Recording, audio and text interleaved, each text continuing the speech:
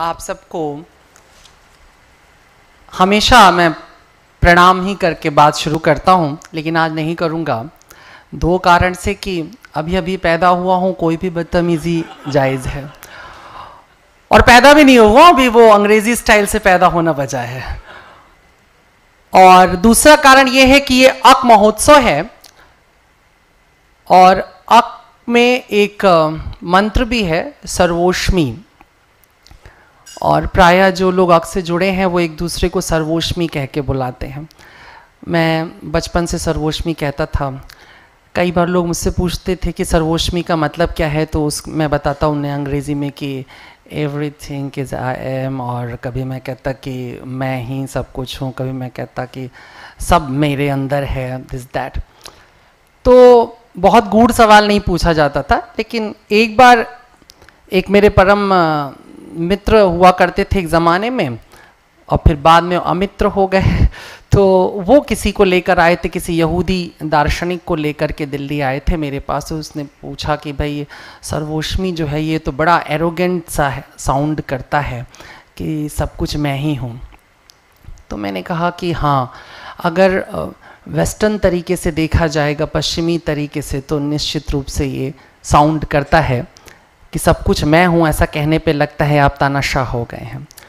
लेकिन यदि आप उसे भारतीय दृष्टिकोण में आकर के देखते हैं तो थोड़ी सी बात बदल जाती है। सर्वोष्मी, अस्मि से सर्वोष्मी का एक सफ़र है, एक जर्नी है। ये हम सब में अस्मि होती है, हम सब मैं हूँ इस बात को जानते हैं, हम सब के अंदर ये है।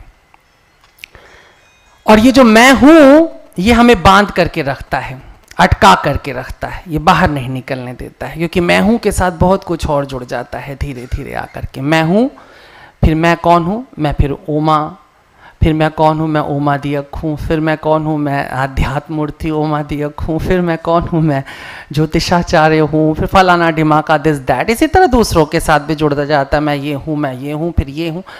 फिर इसके बाद थोड़ा सा हम स्पेस देते हैं। अभी रति जी बड़ी अच्छी बात कह रहे थे हम जब अपनी ओर लौटते हैं तो व्यस्त मिलते हैं। तो मैं उस व्यस्तता को थोड़ा सा समझा रहा हूँ, कहाँ कहाँ व्यस्त मिलते हैं। तो मैं रतिशंकर जी हूँ, और फिर मैं एक अभिनेता हूँ, फिर मैं एक बड़ा प्रसिद्ध अभिनेता हूँ, फिर मेरी बड़ी चर्चा है, मैं बड़ा विद्वान हूँ, मैं बहुत समझदार हूँ। इस तरह क्रम से बढ़ता चला जाएगा एक एक करके पद। ये जो मैं होता है, मैंने कहा स्पेस लेता है तो मेरा तक चला जाता है, थोड़ा सा बढ़ता है, कहता है अच्छा मैं ये था, मेरा बेटा मुझसे भी थोड़ा सा आगे चला जाएगा। अब वहाँ हमने स्पेस जरा सा दिया। हम कहते हैं ये मेरा स्कूल है, सनबीम है, दीपक मधोक साहब बैठे हैं, डालिम्स है, प्रदीप बाबा मधोक साहब बैठे हुए हैं।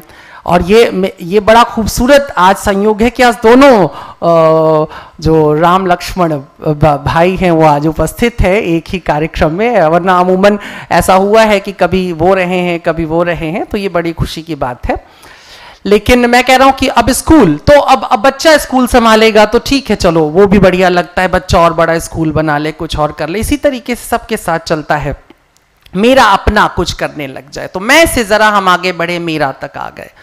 फिर और थोड़ा सा हम बढ़ते हैं, जहाँ पर हमारे माननीय विशिष्ट अतिथि नारद राय जी हैं। मैं इन्हें दो वजहों से बड़ा प्रेम करता हूँ और इनके लिए दुआ करता रहता हूँ। एक तो ये बहुत डाउन टू अर्थ है, इसमें कोई दो राय नहीं है। ये मंत्री रहें और चाहे किसी भी पद पे रहें, पिछली बार भी सरकार में कैबिनेट मिनिस्टर थे, भगवान की कृपा रही इस बार भी कैबिनेट मिनिस्टर हैं। लेकिन आप इनके अंदर लेश मात्र का अहंकार नहीं देखेंगे, वो मंत्रियों वाला तमाशा नहीं देखेंगे। आप इनसे सहज मिल सकते हैं, अपनी बातें कह सकते हैं, बहुत प्रेम से सुनते हैं, और अगर सही टाइम पर आप पहुंच गए तो ये आपको लिट्टी चोखा भी खिलाएंगे अपने साथ बैठा करके, इन्हें बहुत पसंद है। और ये इनकी खासियत है। और अभी नारद शब्द पर बात हो रही थी और आचार्य जी ने कहा कि नारद, और बड़ी अच्छी उन्होंने इस पर बोला कि ब्रह्म ऋषि।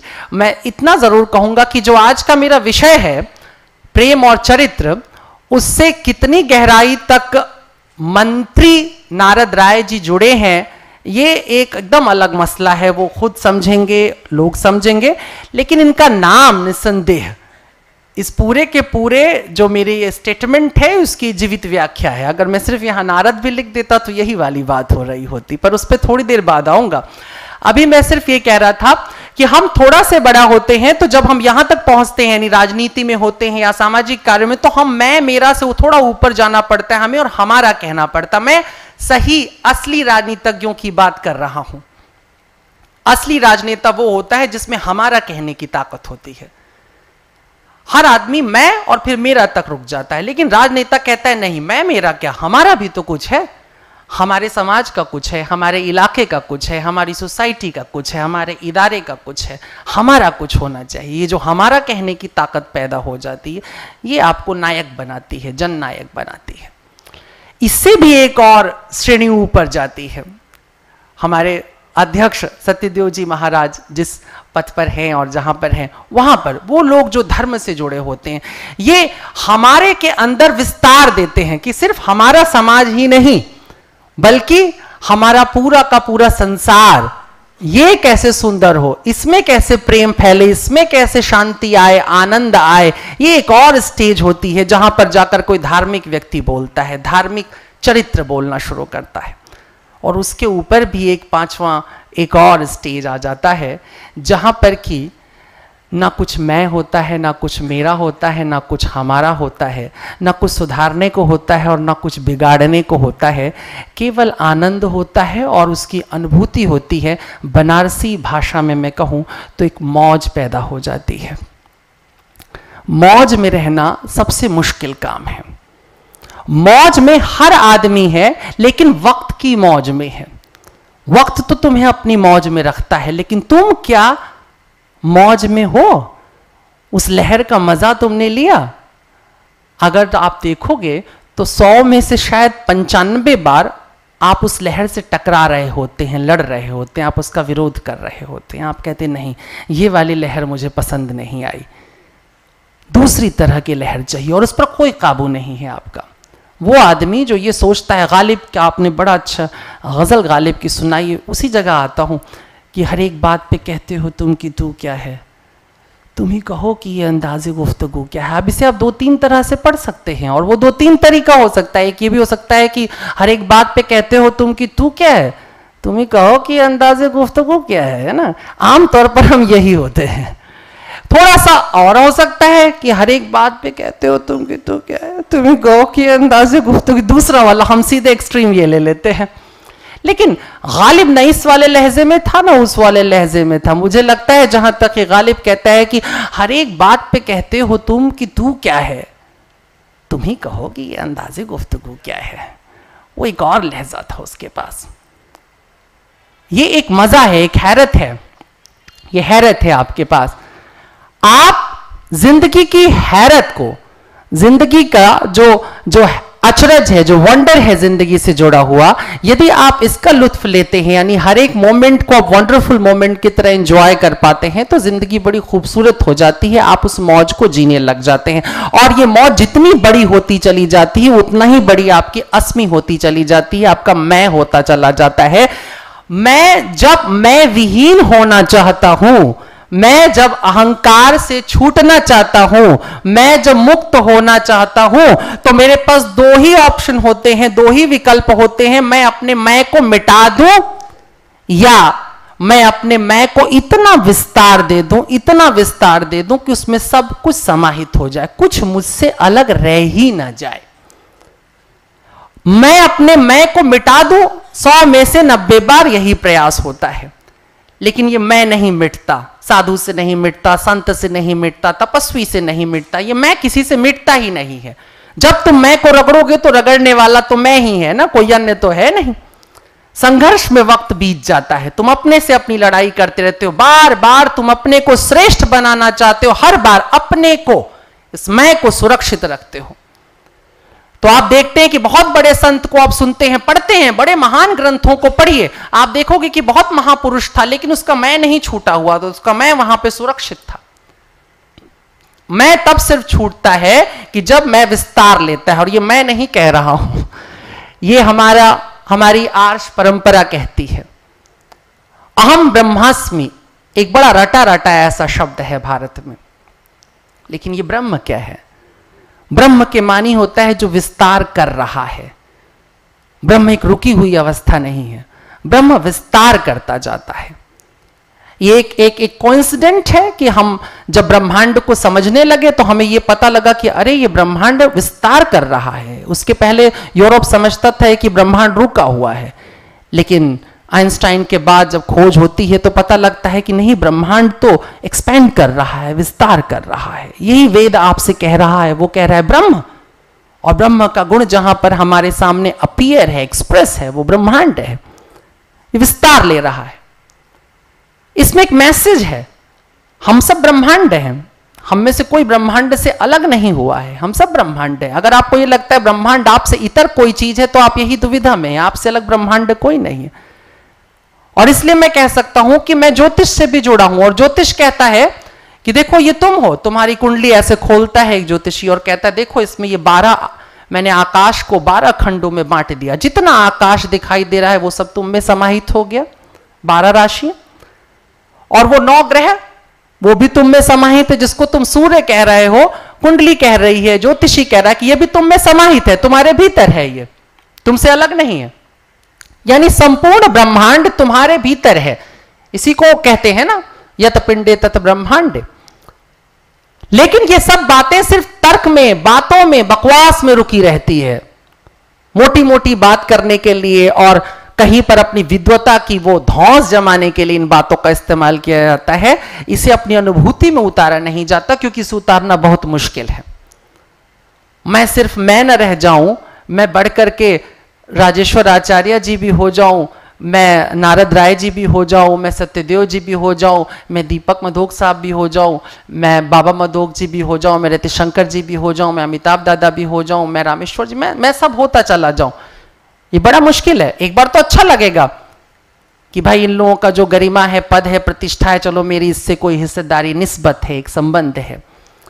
लेकिन ये वो नहीं है, ये निस्बत की बात नहीं है। ये बात ये है कि यदि तकलीफ राजेश्वर आचार्य जी को जरा सी हो रही है तो मैं उसी स्टेट पे जाकर के, उसी संवेदना के स्तर पे जाके मैं उसे महसूस कर पा रहा हूं। क्या मैं आप में से किसी के भी दुख को, दर्द को, आनंद को, प्रेम को उसी संवेदना के स्तर पे जाके महसूस कर पाऊं जिस पर आप कर रहे हैं? यदि ये मैं कर पा रहा हूं तो शायद मेरे भीतर उस विस्तार का जन्म हो रहा है। विस्तार बातों से नहीं होता, अनुभूतियों से होता है। यदि मुझे यह लग रहा है कि आपकी पीड़ा और मेरी पीड़ा एक ही हो गई, मुझे कोई पीड़ा नहीं थी, लेकिन यदि आपने मुझे कहा कि मैं पीड़ित हूं, मैं दुख में हूं और मैं बेचैन हो गया आपके साथ, और ये आप जब मैं कह रहा हूं तो ये अखिल ब्रह्मांड की बात हो रही है, उन सब की बात हो रही है जिसे तुम ही कहो कि अंदाजे गुफ्तगू क्या है। उनके लिए भी, वो जिन्हें आप समझते हैं कि ये मेरे अपने नहीं है, ये ठीक व्यक्ति नहीं है, ये मेरे अदू हैं, मेरे दुश्मन हैं, मेरे खिलाफ हैं, उनको भी यदि कोई तकलीफ हो रही है और आपके भीतर उस तकलीफ का एहसास है, एहसास वो भी शिद्दत से एहसास है, गहराई से उसका एहसास है, तो मुझे लगता है कि आपका अस्मि से सर्वोष्मी का सफर शुरू हो जाता है। आप छोटे से बड़े होने लगते हैं, आप विस्तृत होने लगते हैं। और यही संदेश, इसी सर्वोष्मी का संदेश गीता में कृष्ण उस वक्त देता है जब अर्जुन किसी तरह से बात नहीं समझता है, तो कहता आओ अब मैं तुम्हें अपना विराट स्वरूप दिखाता हूं। और उस स्वरूप के अंदर आप जब पढ़ोगे तो उसके अंदर कहते कहते अर्जुन कहता है और इसमें मैं भी दिखाई दे रहा हूं। ये जो संबंध था, ये अस्मि से सर्वोष्मी का संबंध था।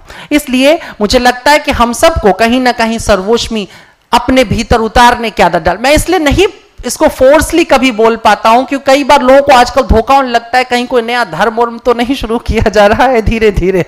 तो मैं ये बताना चाहता हूं एकदम साफ तौर पर कि अब कोई धर्म नहीं है और ये कभी धर्म नहीं बन सकता, इसमें धर्म बनने वाले कोई गुण नहीं है। अब केवल और केवल एक समझ है, एक अंडरस्टैंडिंग है।